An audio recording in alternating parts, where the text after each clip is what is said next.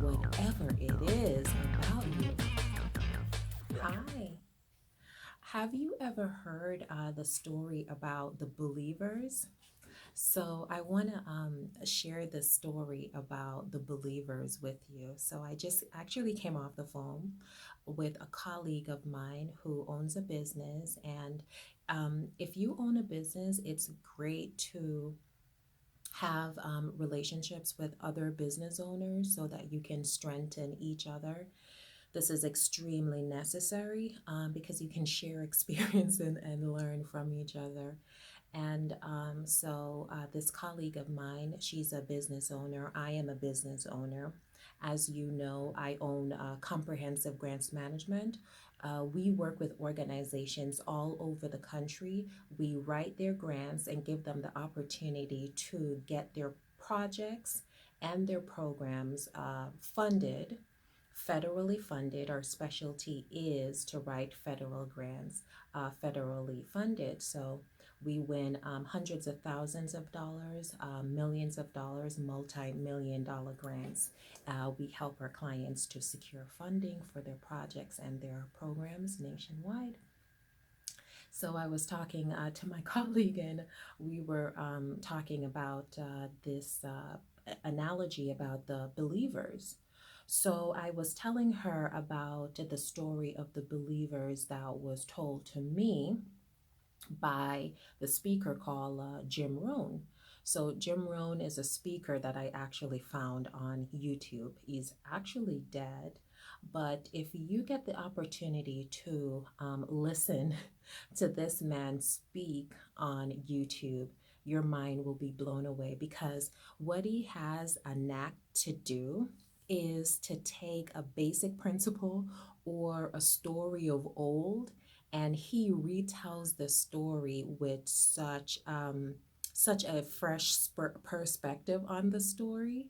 So, which is what he did for me on various different stories, but in particular the one for the believers. So he is telling this. Jim Rohn is telling the story about the believer. So he says this businessman went into this town, and this businessman was giving a presentation about his product that he was selling. And he said the businessman had 10,000 people show up. And so he says, he gave a good, straightforward presentation about his product. He said it was believable, it was convincing, and he offered his presentation to his audience. And Jim Rohn said 3,000 of the people out of the 10,000 says they didn't believe his presentation and they walked out. And he's like, I don't know why they didn't believe. It was believable to me. I believed it. So, it was a good, straightforward presentation. He said 4,000 of the people said it was confusing. He's like, it wasn't confusing to me. I understood it. It was a good, straightforward presentation. That's what Jim Rohn has said. So Jim Rohn said, 3,000 people remained and they believed. They believed the man's story. And even though 7,000 people rejected the businessman's story, 3,000 people believed. They believed in the story.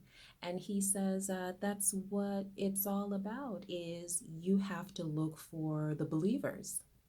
You have to look for the believers.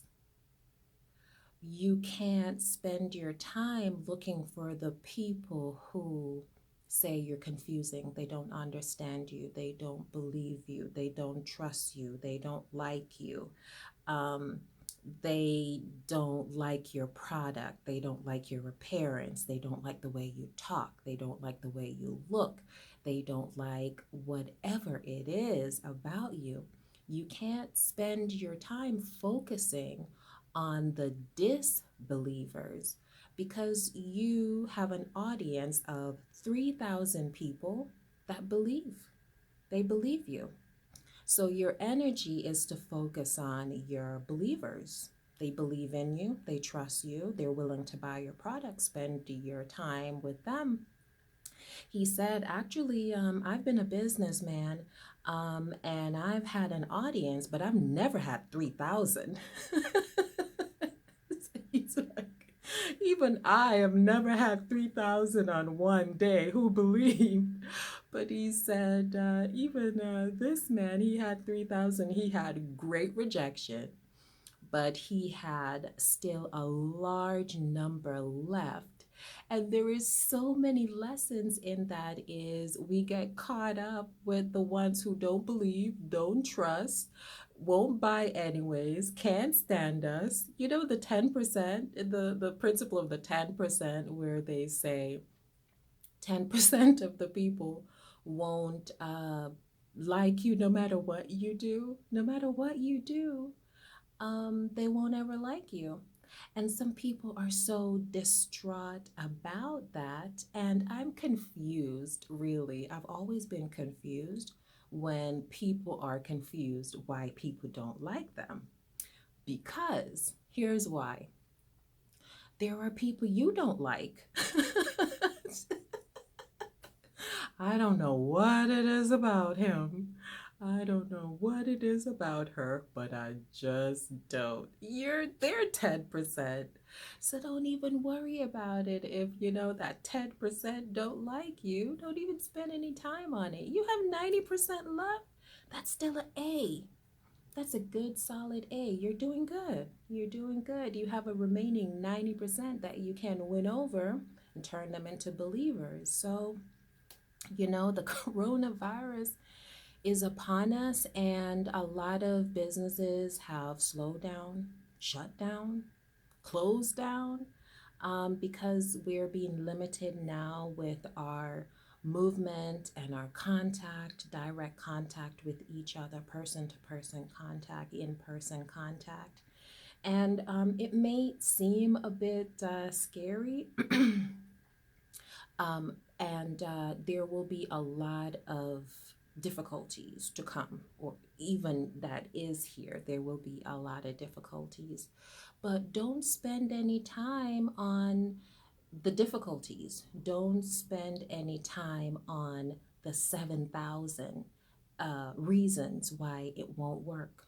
Focus on the 3,000 reasons why it is working, what is going on, the positives of the situation.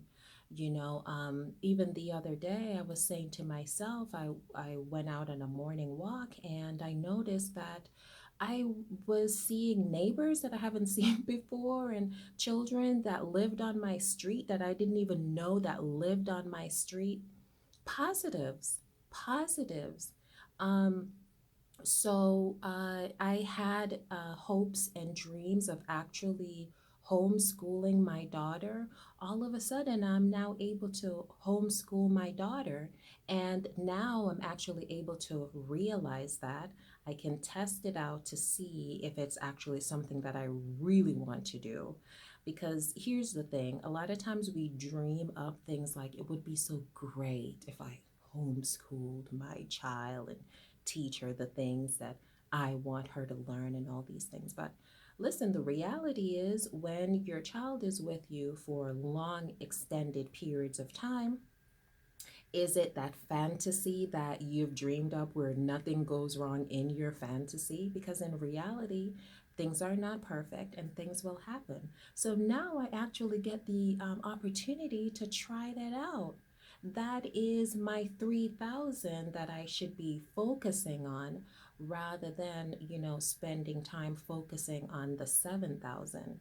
So this analogy of the believers is: look for your believers. Don't look at your prospect that said no to you. Look at the people who have said yes, or said maybe, or they're still in the room, they're still engaging you, they're still talking to you. I have this potential client. This lady, I will contact her and talk to her and email her and send her little tidbits about grants. And she's always a little a little convinced, but not entirely. She's always just a little convinced. But the good thing about it is she hasn't cut off contact with me. She's still engaged with me. She'll still ask questions. She's probably just not right now, not yet, but eventually. And remember that you can't be ready on your own time.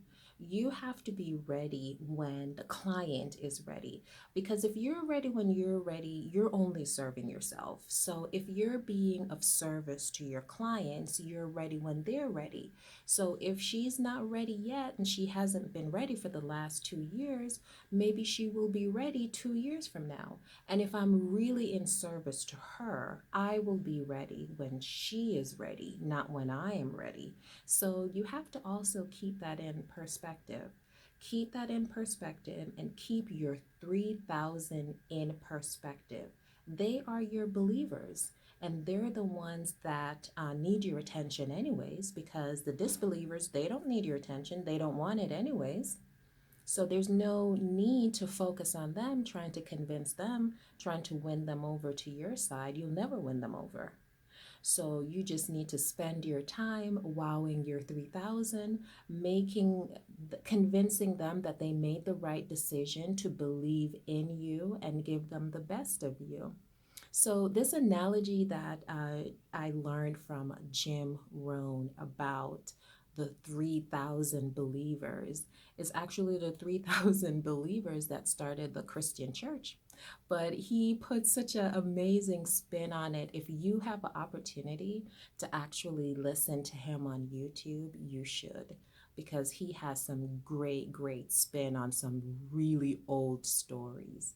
So I just want to let you know today that with the coronavirus scare that's going on, um, the tendency is to just pay attention to the 7,000 things that's not going wrong when the believers are right there with you, needing your attention. So you need to show them, prove to them why they believed in you in the first place, and give them the best of you.